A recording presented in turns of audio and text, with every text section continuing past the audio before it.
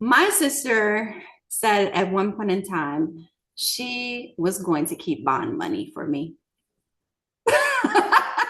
If you know what that means, a bond you have to pay when you're getting out of jail. That's what my sister said she was keeping from me when I was a school principal and I was raising my daughter as a single mother. Why? Because the amount of emotional regulation I needed to have within the course of a day or a week being a school principal or an educator was just so vast. And she just knew at some point in time, somebody was going to make me go there. If you don't know me, I am Dr. Jerry Johnson. I am the creator of Common Sense Co-Parenting. Good morning, good evening. Let's see, good afternoon. Wherever you are tuning in from, thank you. And I want to welcome you back. This is part two of an episode about emotional regulation. Emotional regulation with Layla, let me see, Farshian. Did That's I get right. That's it right. That's right. right? All right. And Layla is our expert, and we have been talking about emotional regulation within the co parenting relationship, but also in dealing with our children, which is very important because as we are the adults, we need to make sure that we are modeling the calmness and the peace and the stable environment that we need to have for our children.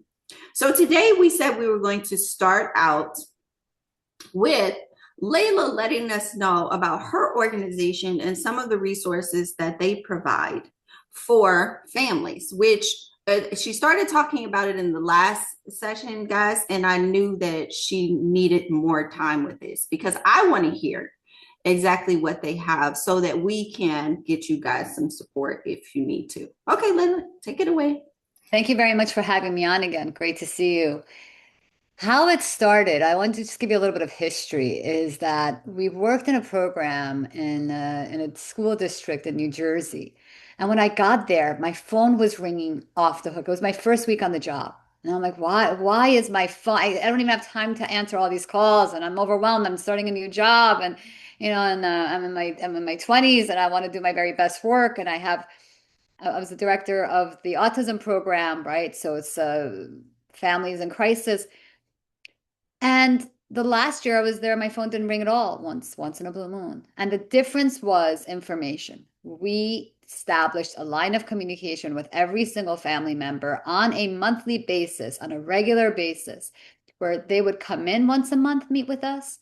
They would come into the classroom once a month and meet with their educators. And we would go through everything that's happening in the home and everything that's happening in school. In addition to that, once a month, we send in daily notes. Okay. Information reduced anxiety.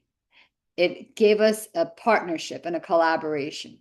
Now we were in sync, and that child wasn't going to into two different worlds of home and school on levels that mattered when it comes to learning how to communicate, learning some behavior strategies. It empowered families, right?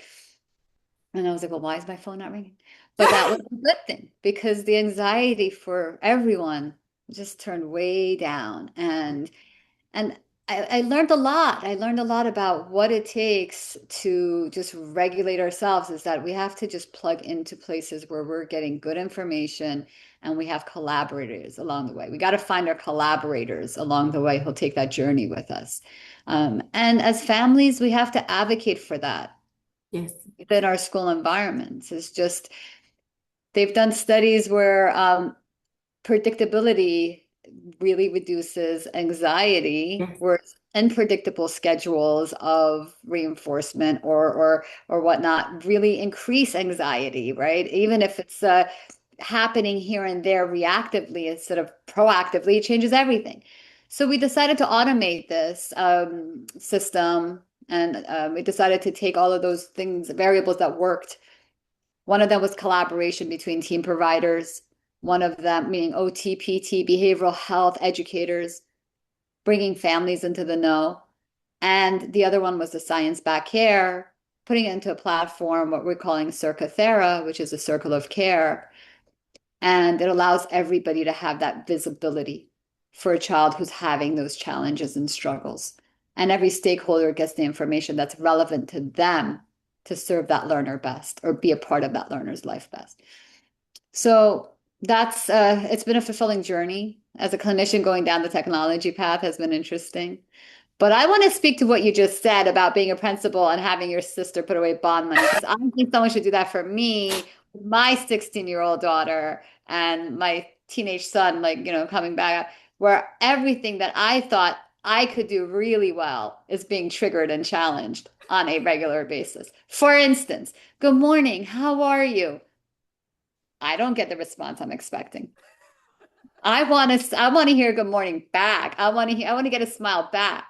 How many times I mean, they're good people. They're good humans. They're going to be okay, but I don't know our ecosystem, right? So, Yes. Yes. I understand. I've been there. Mine is 23.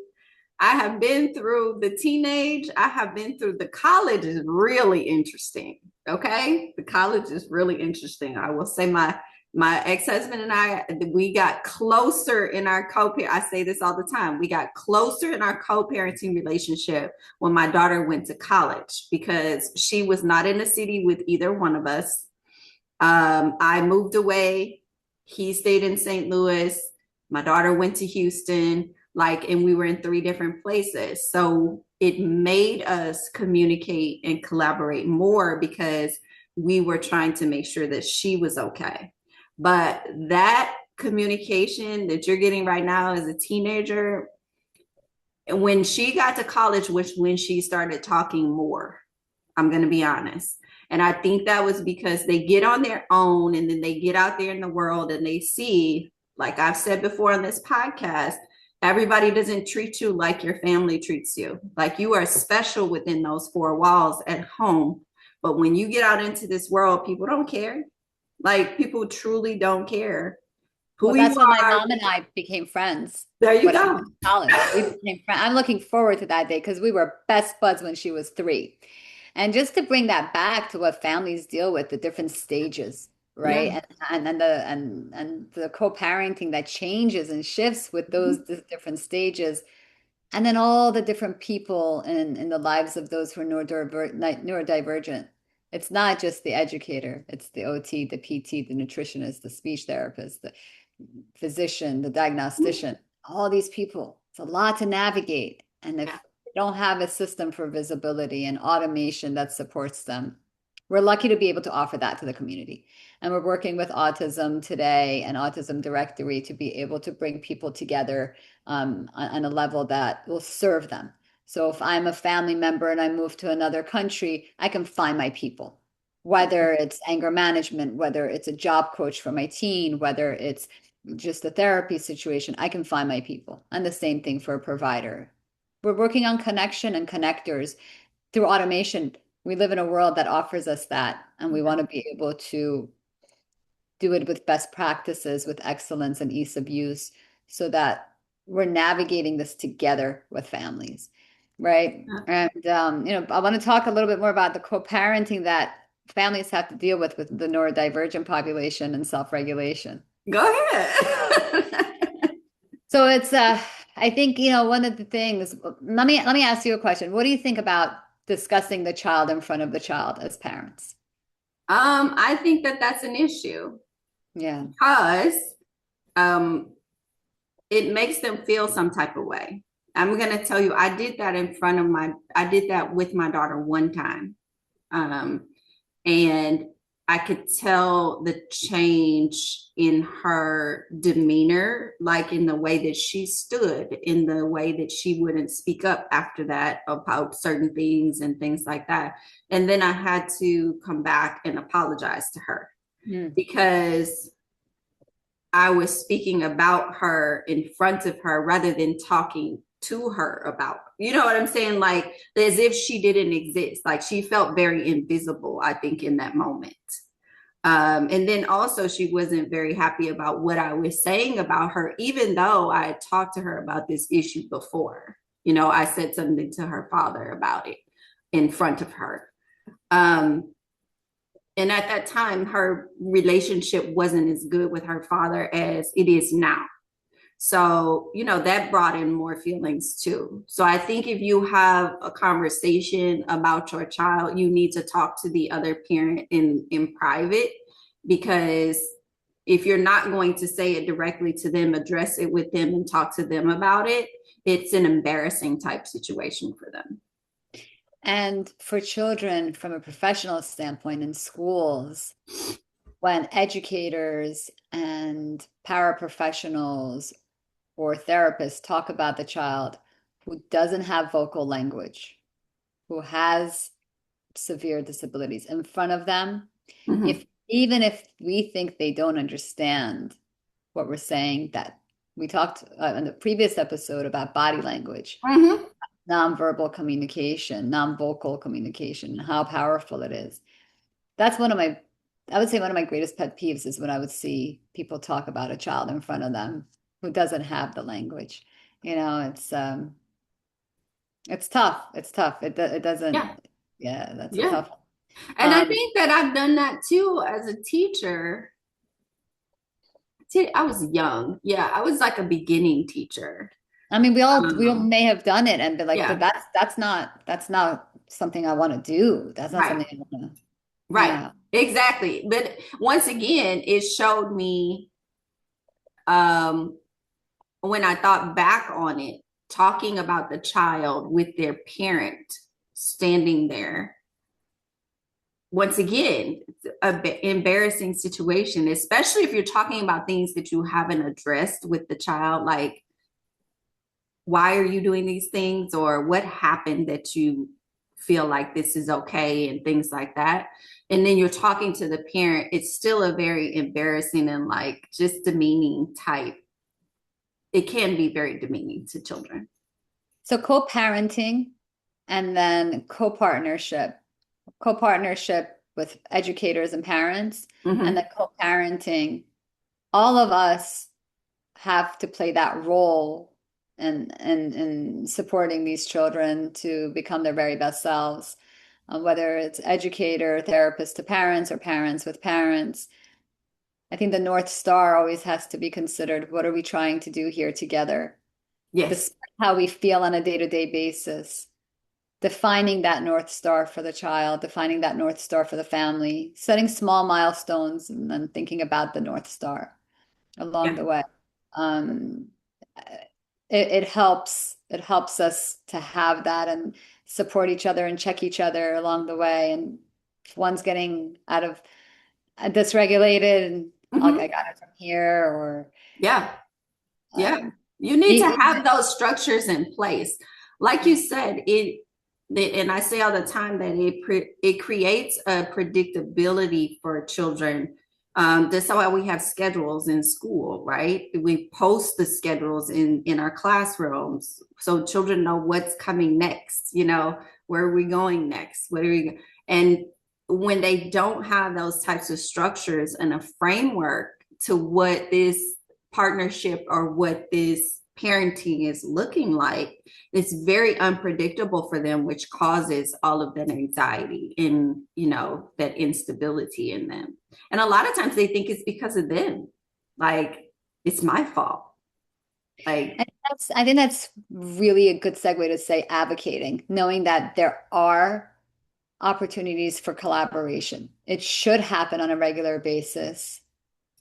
mm-hmm, And that will bring ease not only for the family, but even for the educators, and then especially for the child, mm-hmm, right? Just advocating, setting that up from expectations from the very beginning, like, let's meet once a month. Let's go ahead and connect on these issues. I will let you know what's challenging at home. I want guidance and whatnot. And I think it's just setting up lines of communication, keeping it predictable, and advocating for consistency of that along the way.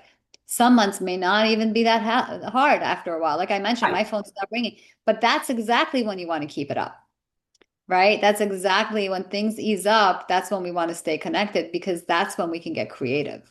yes, We're yeah, not always here to put out fires together. We're here to also grow together and thrive together. And all of those great things too. So I think keeping that consistency is very valuable. Yeah, it is. I mean, it's extremely valuable. And just coming from schools and being in schools, like you said, your phone wasn't ringing a lot. When our phone wasn't ringing and I didn't have a whole office full of parents, by October, November, I was like, okay, like we must be doing something right with our communication and all of these things going out and things like that. So we didn't have a whole lot of parents that were asking 50 questions anymore or coming up there upset because they didn't know about this or I didn't know my child got in trouble here or whatever. Teachers were communicating in the way that they were supposed to communicate on a certain frequency. We had systems in place to alleviate the stress that a lot of parents feel when they don't know what's going on at the school. you know? Exactly. And I want to encourage families to go ahead and make those calls. You know, Absolutely. we want people to make those calls. Let us know that they're not getting that communication. Advocate for yourself and the child, so that the educators can establish those lines of communication and don't stop calling until they do. Right? This Right. is not about shaming and saying we don't want the calls. It's about saying that unless there's systems that they're going to put in place to give that information, that visibility, and that partnership, keep on calling until you get that, right? Exactly. Keep on calling until you get that, and keep on advocating and feel comfortable doing so. I mean, um, and then when the child comes home from school that day, and you have the information, and you know what the teachers did and what they faced, how they handled it, those are power tools because that Exactly. consistency across settings is really going to support. It brings ease. It brings ease. Hmm. I love horseback riding, right? It's one of my favorite hobbies, and I don't get to go do it so often these days. But I remember one of the guys was like, "Well, you can't let him just rear off and eat all the food. I mean, and all the grass and all that. He's got to be on the road. He has to know you're in control." I'm like, I want to have a good relationship with this horse. I want to control the horse. I love this horse, right? This is like I don't want to have it. So he's like, no, no, no, it's not like that. It's that you just have to have a stance that you are present and you are on a path. And Right. if they don't sense that, they get anxious. Actually, the animals get, the horse gets anxious when their rider is distracted Yes. and doesn't have a path because they're so sensitive that even if you turn your head this way and are off the path, they sense that. They actually don't want to go that way. Hmm. So it's like a very intuitive type. It's a beautiful animal, very intuitive, but it taught me so much. I got to step back and think about that and just in general about being present, having that straightforward kind of mission, knowing that, we're on a path. Hmm. And when we're on a path together, educators, parents, that child is less anxious Yes. because they know the people who are raising them, who are supposed to be in charge, who are supposed to keep them safe and get them ready for the world. They have a presence and a mission. Exactly. They have a plan for me. Yeah, You know, kids want to know that you have a plan for what it is they're getting ready to do. Same thing in the classroom. right. You cannot give them like downtime too long before they're asking, like, what do we do next? Like, they want to know that you have a plan for what's next. And even if you don't have a plan, make it seem like you have one. You brought it up before about boundaries, right? Yes. The very first thing we talked about our last time together was about emotional regulation is about setting boundaries. Boundaries. Exactly. Being on a path, setting boundaries, being clear. Exactly. Boundaries are blessings. I say that all the time. Boundaries are blessings. So, my question with your services, which some people might want to know, what is the cost like? Do you all work through schools or do you work independently? How does this go when people have a child? They may have their child and they want some support or some help with them.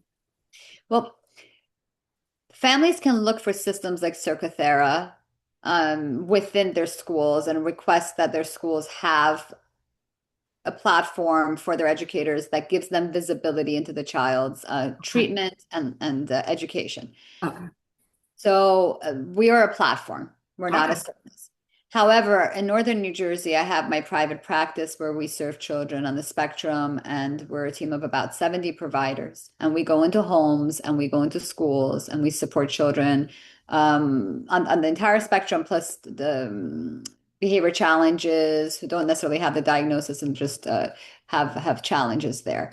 Um, what I would recommend for families is that insurance does cover the cost, or schools do support the cost when there is a diagnosis. Mhm. That's why I know it's hard to get the diagnosis sometimes, but it does bring up services. It does allow for treatment and solutions to be presented. When the lines are blurred and it's not about a diagnosis, then I do think bringing in those collaborators, looking for those collaborators within the educational system is very, very supportive. Okay. So again, it really just depends on the needs, whether it's Mhm. severe. When it's severe, the path is clearer. With the diagnosis comes solutions, insurance funded, school funded, Okay. and look for systems of connectivity like Circuithera within your schools. Systems that give you visibility on the day to day. Even if it's paper pencil in the beginning and then it's automation later on, at least we want that predictable communication.